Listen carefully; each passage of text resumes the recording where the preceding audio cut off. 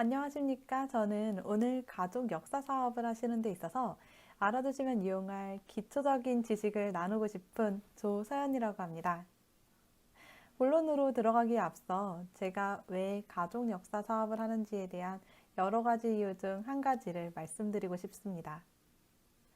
우리는 몇천 년 전부터 이어진 선조들의 삶을 통해 현재 2022년도 여기까지 존재하고 있습니다.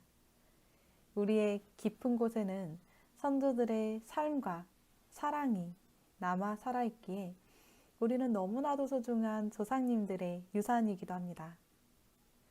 이렇듯 선조들을 기억함으로써 우리 현재의 삶이 얼마나 소중하고 값지고 또 감사한지를 마음으로 점점 알아갈 수 있기 때문에 저는 이 족보의 내용을 전 세계에서 가장 큰 공유 가계도인 패밀리 트리라는 도구에 기입하고 있습니다.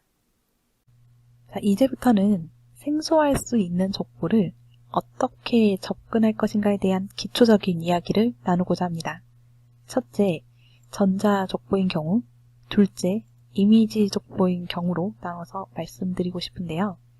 첫째, 전자 족보인 경우, 족보의 내용을 패밀리 트리에 복사해서 붙여넣기만 하면 되기 때문에 비교적 쉽습니다.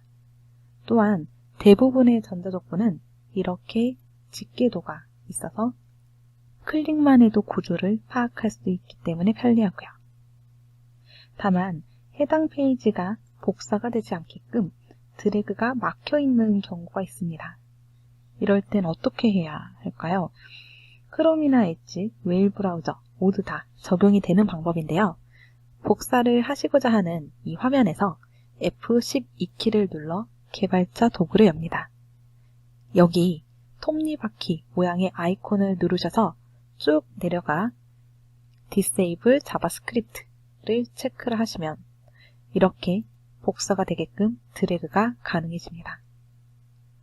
이 방법은 인터넷 브라우저 환경이 불안해지므로 이용 후 꼭 체크 해제를 해주셔야 합니다.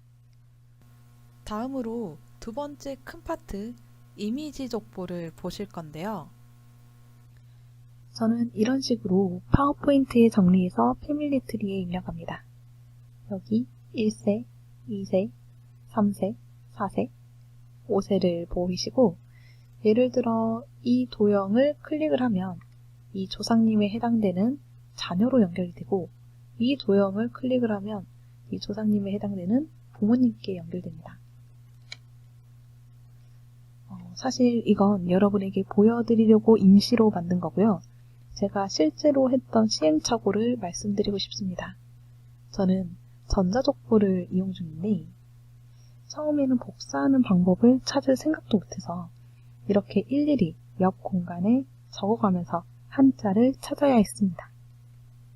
한참 익숙해질 때쯤 복사하는 방법이 있지 않을까라는 의문이 생기기 시작했고 그때서야 비로소 답을 찾을 수 있었습니다. 그래도 이러한 과정 덕분에 이미지 족보든 전자족보든 모두 다룰 수 있게 되어서 다행이라고 생각합니다. 그럼 이제부터는 어떻게 만들었는지 간략하게 설명해 드리겠습니다. 족보는 이 방향으로 읽습니다. 그리고 이렇게 총 5칸으로 나눠져 있는데 만약 이 칸이 사세를 의미한다면 다음 페이지에 따로 표시가 되어 있지 않아도 이곳을 사세로 인식합니다. 그리고 아버지의 정보 바로 아래에 자녀의 정보가 기입됩니다. 족보 정리의 포인트는 한 슬라이드당 한 세대의 부모님만 캡처하고 그 다음 자녀의 족보 이미지를 하나씩 캡처해 가면서 동시에 뜨개질 하듯이 부모님과 자녀 관계를 연결해 줍니다. 다만 이것은 준비 작업이기 때문에 시간이 너무 많이 소요되면 안 되겠죠? 그래서 5초 만에 화면을 캡처하는 방법과 5초 만에 링크를 걸어주는 방법을 말씀드리겠습니다. 화면 캡처 단축키는 윈도우 Shift S 키입니다.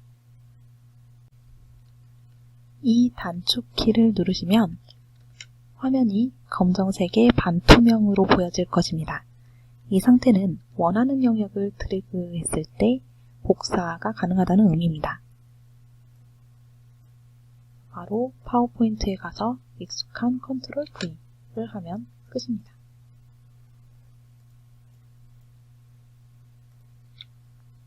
이젠 부모님과 자녀를 연결해 보겠습니다.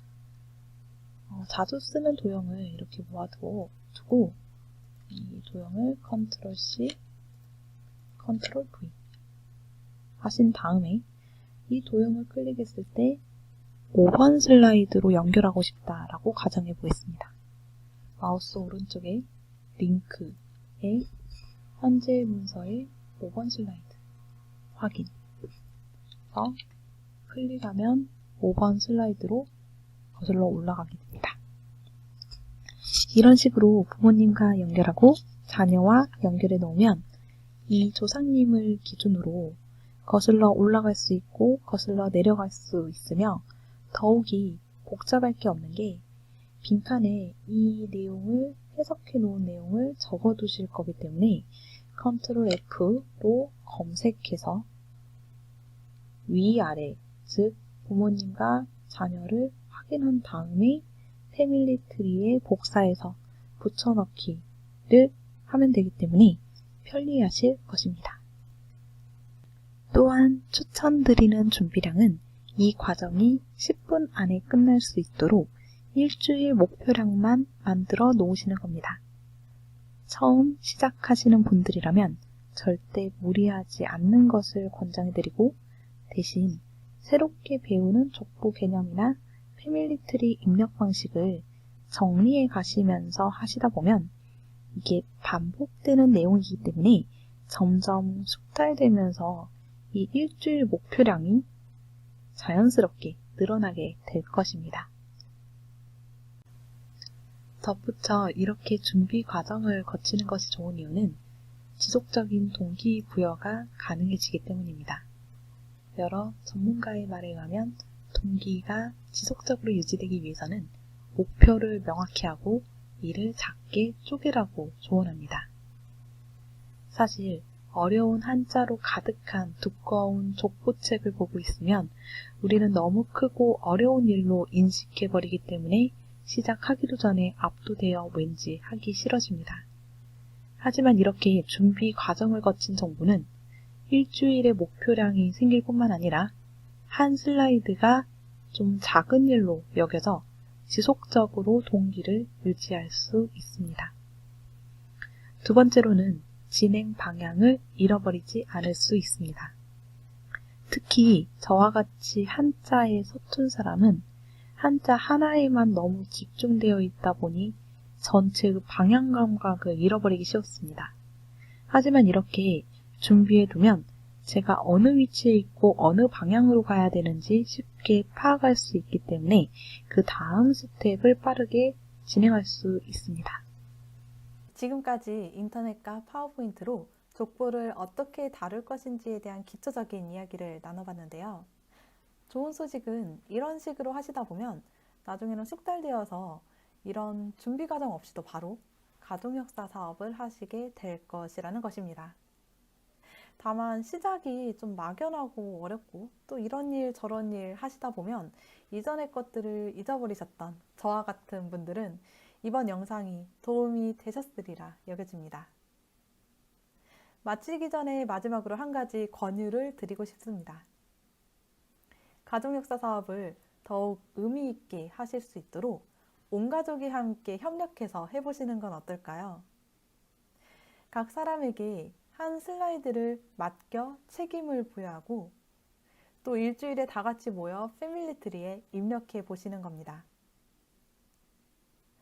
이렇게 하심으로써 가족 간의 끈끈한 유대감과 또 나는 가족에게 어떠한 선조로 기억되고 싶고 또 어떤 정신적인 자산을 남기고 싶은지에 대한 그림을 그려보심으로써 사랑의 시간을 채워가시기 바랍니다.